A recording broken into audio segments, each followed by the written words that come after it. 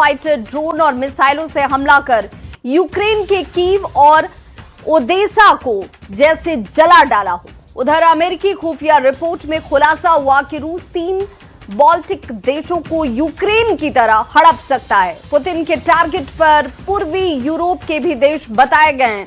और इस बीच मियामी में पीस डील मीटिंग में जेलेंस्की ने फिर से सिक्योरिटी गारंटी मांगकर पुतिन को जैसे भड़का दिया है। पुतिन ने ऐलान किया कि क्रिसमस पर सीज फायर नहीं डबल फायर किया जाएगा।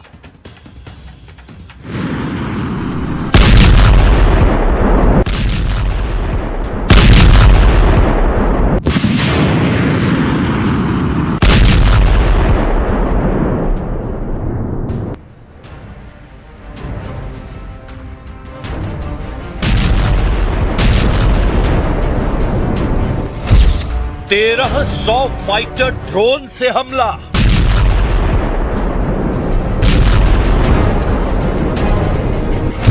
बारह 12,000 एरियल बम का विस्फोट।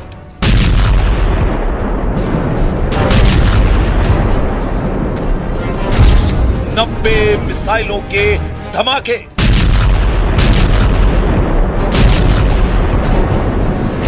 रूस ने जंगी जेटों से यूक्रेन जला डाला।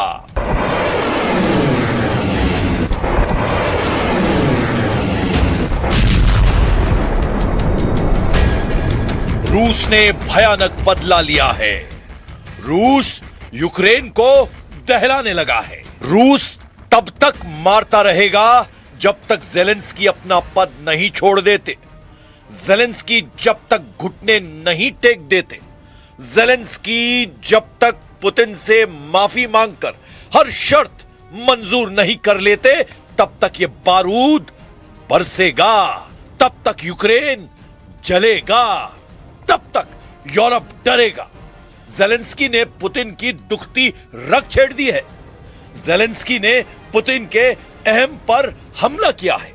पुतिन अपने जनरल की मौत का मातम मनाने को भी तैयार नहीं है। पुतिन इतने गुस्से में हैं कि अब उन्होंने ट्रंप की किसी बात पर भरोसा नहीं करने का ऐलान कर दिया है, क्योंकि पुतिन अब उसी शर्त पर युद्ध का अंत करेंगे जिसकी वजह से 2022 में यह युद्ध शुरू हुआ था।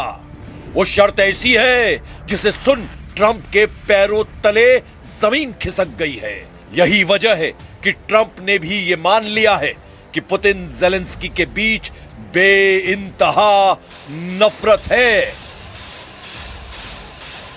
And the talks are going along, and I say that there's tremendous hatred between these two leaders, between President Putin, President Zelensky, tremendous hatred, and I hope we can get it done.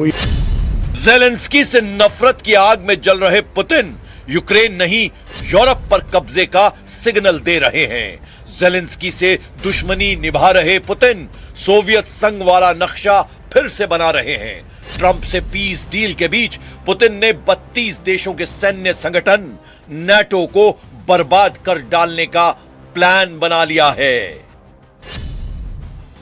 23 दिसंबर की रात Putin ने Europe की तबाही का trailer Ukraine में दिखाया है। पूरे यूक्रेन में अंधाधुंध मिसाइलों और ड्रोन हमलों से रूस ने तहलका मचा दिया। रूस ने यूक्रेन के एनर्जी सेंटर तबाह किए हैं। रूस का हमला इतना भयानक था कि पूरी रात यूक्रेन में बम विस्फोट सुनाई देते रहे। रूस के हमले से घबराए प्रेसिडेंट जेलेंस्की ने आरोप लगाया है कि पुतिन ने रूस को युद्ध मशीन बना दिया है, इसीलिए वो बिना युद्ध के रह ही नहीं सकते।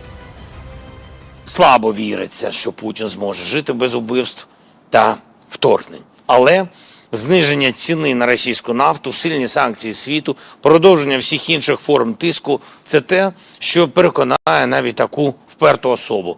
Путін воює, поки має гроші, щоб купувати лояльність і свого оточення, і російського населення. І водночас платити за вбивства на фронті. І за цей рік багато вже зроблено, щоб грошей російської воєнної машини стало менше. जेलेंस्की से अलग सुर अलाप रहे प्रेसिडेंट डोनाल्ड ट्रंप पुतिन से पीस डील को फाइनल स्टेज में बता रहे हैं, मगर जो बात जेलेंस्की कह रहे हैं वही इनपुट अमेरिकी खुफिया एजेंसी की टॉप सीक्रेट रिपोर्ट में सामने आई है। रॉयटर्स के मुताबिक पुतिन के इरादे वही हैं जो 2022 में यूक्रेन पर हमले के वक्त थे। अमेरिकी खुफिया रिपोर्ट के मुताबिक पुतिन पूरा यूक्रेन और पूर्व सोवियत ब्लॉक के देशों जिनमें नाटो सदस्य भी शामिल हैं, उन्हें कब्जा करने की कोशिश में है। अमेरिकी हाउस इंटेलिजेंस कमेटी के डेमोक्रेट मेंबर माइक क्विगली ने दावा किया है कि पुतिन को यूक्रेन से ज्यादा बहुत कुछ चाहिए। वहीं अमेरिका की खुफिया रिपोर्ट को रूस ने सिरे से खारिज कर दिया है। Мы не знаем, насколько они достоверны, это первое. Мы действительно видели какие-то разрозненные сообщения на этот счет, но даже если это соответствует действительности, то это из разряда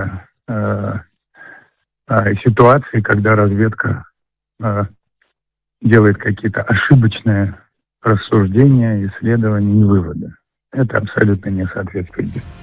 अमेरिकी इंटेलिजेंस रिपोर्ट सामने आते ही यूरोप और नाटो देशों में हड़कंप मच गया है।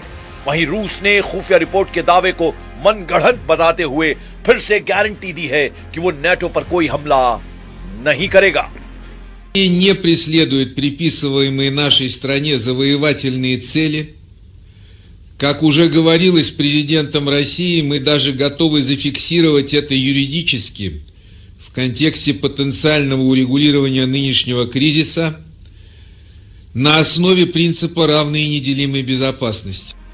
इसके मायने ये बिल्कुल भी नहीं कि पुतिन अपने दुश्मनों को माफ करने वाले हैं। खासकर अपने जनरलों पर हुए सीरियल हमले का बदला लेने के लिए रूस हर हद पार करने के लिए तैयार है।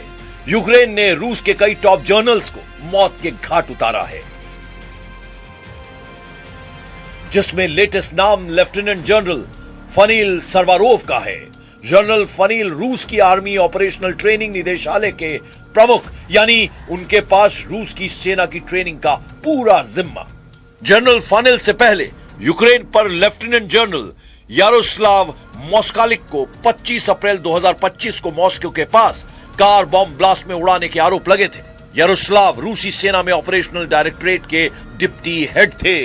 वहीं मॉस्को में ही लेफ्टिनेंट जनरल इगोर किरिलोव को 17 दिसंबर 2024 को इलेक्ट्रिक स्कूटर में रखे बम धमाके से उड़ा दिया गया था। जनरल किरिलोव रूस के न्यूक्लियर, बायोलॉजिकल और केमिकल प्रोटेक्शन ट्रूप्स के चीफ थे। किरिलोव से पहले वैलेरी निकोलाएविच ट्रैंकोवस्की को 13 नवंबर 2024 को क्राइमिया के सेवास्तोपोल में बम विस्फोट में उड़ा दिया गया था। कैप्टन वारेली काला सागर में तैनात 41वीं मिसाइल शिप ब्रिगेड के चीफ ऑफ स्टाफ और डिप्टी कमांडर थे। रूस के जनरलों पर हुए हमले का पैटर्न हर बार मेल खाता रहा। ऐसे धमाकों के लिए यूक्रेन की एसबीयू कुख्यात है। इसीलिए रूस में टारगेट किलिंग के आरोप हर बार यूक्रेन पर लगे। बदले में रूस ने यूक्रेन को धुआं धुआं कर डाला है। लेकिन अब की बार पुतिन रुकने के मूड में नहीं दिख रहे हैं। पुतिन पहले ही साफ कर चुके हैं कि नाटो की कमान जिस अमेरिका के हाथ में है, वो अब रूस को दुश्मन नहीं मानता है। ऐसे में नाटो सेक्रेटरी मार्क रूटे की बयानबाजी बेमानी है। जाहिर है, अगर अमेरिका नाटो देशों का साथ नहीं देता तो रूस के लिए यूरोप को सबक सिखाने में वक्त नहीं लगेगा। Что такое? Ну, читать-то умеете? Как это вы НАТО нацеливаете на войну с Россией, если главная страна НАТО нас противником и врагом не считает? Это просто, не знаю, даже уровень профессиональной подготовки на этом месте является недостаточным. Надо внимательно относиться к своим обязанностям, посматривать по сторонам. Это касается не только генсекретаря, но и многих других западных лидеров. पुतिन अमेरिका के रहते नाटो से दुश्मनी मोल लेने का जोखिम नहीं उठाना चाहते हैं, लेकिन अमेरिका के बगैर वो किसी भी संगठन की धज्जियां उड़ाने की पावर रखते हैं। लेकिन पुतिन का टारगेट सिर्फ उस नक्शे पर है जो सोवियत युग में हुआ करता था। पुतिन फिर से union of Soviet socialist republics जैसा महादेश बनाने की रणनीति पर आगे बढ़ रहे हैं। 1991 से पहले सोवियत संघ 15 गणराज्य का एक संघ था, जिसके झंडे तले सबसे बड़ा इलाका रूस का था। रूस के बाद दूसरा बड़ा इलाका यूएसएसआर में यूक्रेन का था। इसमें बाल्टिक देशों के एस्टोनिया, लातविया और लिथुआनिया थे। सोवियत संघ में पूर्वी यूरोप के बेलारूस और मोल्दोवा थे। कॉकेसस इलाके के जॉर्जिया, आर्मेनिया, अजरबैजान यूएसएसआर का हिस्सा थे। वहीं मध्य एशिया से कजाकिस्तान, उज्बेकिस्तान, तुर्कमेनिस्तान, किर्गिस्तान और ताजिकिस्तान से मिलकर सोवियत संघ बना था। अमेरिकी इंटेलिजेंस रिपोर्ट में जिन देशों को पुतिन से फिलहाल खतरा जताया जा रहा है वो बाल्टिक देश और पूर्वी यूरोप के हिस्से वाले हैं। जाहिर तौर पर बेलारूस को पुतिन से कोई खतरा नहीं, मगर यूक्रेन के बाद बाल्टिक देशों की दुगदुगी पुतिन ने बढ़ा दी है। प्रेसिडेंट जेलेंस्की ने जानकारी दी है कि रूस क्रिसमस पर किसी भी तरह का सीजफायर नहीं करने वाला है। मतलब पुतिन की तरफ से दुश्मनों पर कोई मुरव्वत नहीं होगी। Проблемне питання в тому, що коли Росія каже, різдвяного перемир'я не буде, я вважаю, що це, в принципі, завжди вони, те, що вони говорять, вони підкреслюють такі залякування. І, в принципі, я попросив після їх цих сигналів максимально посилитись нашу розвідку, ну і зрозуміти, що, де ми знаходимося. Ми розуміємо, що якраз в ці дні вони можуть і, ну, це в їх характері, на Різдво, бо так, ви знаєте, саме на наше Різдво, так, да, зробити якісь масовані удари, і тому я хотів... हथियार के बदले हथियार, जनरल के बदले जनरल, जमीन के बदले जमीन, पुतिन हर एक बात का हिसाब लेंगे, गिन गिन कर बदला लेंगे। दुश्मन के नाम बदलते रहेंगे, लेकिन पुतिन के बदले का स्टाइल नहीं बदलने वाला, क्योंकि प्रेसिडेंट पुतिन ये मानकर चल रहे हैं कि ट्रंप के साथ चल रही पीस डील के फाइनल होने की उम्मीद बेहद कम है। मियामी में चल रही पीस डील पर पुतिन के प्रवक्ता दिमित्री पेस्कोव ने नाराजगी जाहिर की है। पेस्कोव अमेरिका के उपराष्ट्रपति के ब्रेक थ्रू वाले बयान पर भड़के हुए हैं। पेस्कोव ने कहा है कि पीस डील में अब तक कुछ भी खास नहीं हुआ है। ऐसे में जेडी वेंस किस ब्रेक थ्रू का दावा कर रहे हैं ये उनकी समझ में नहीं आ रहा है। यानी मियामी में जो डायलॉग बाजी हो रही है वो मॉस्को को मंजूर नहीं। पुतिन उन्हीं शर्तों पर युद्ध समझौता करेंगे जो उनकी तय की हुई है। वो शर्तें हैं यूक्रेन का सरेंडर, जेलेंस्की की राष्ट्रपति पद से विदाई, यूक्रेन की जीती हुई सारी जमीन, यूक्रेन की सेना हाफ, जिससे आगे कभी भी यूक्रेन रूस को आंख दिखाने की जरूरत न दिखा सके, जिससे यूरोप की वो महाशक्तियां रूस से टकराने की सोच ना सकें। पुतिन अपने स्टैंड से टस से मस नहीं होंगे। यानी फैसला यूक्रेन को करना है, यूरोप को करना है। फैसला ये कि युद्ध करना है या अपना वजूद बचाए रखना है।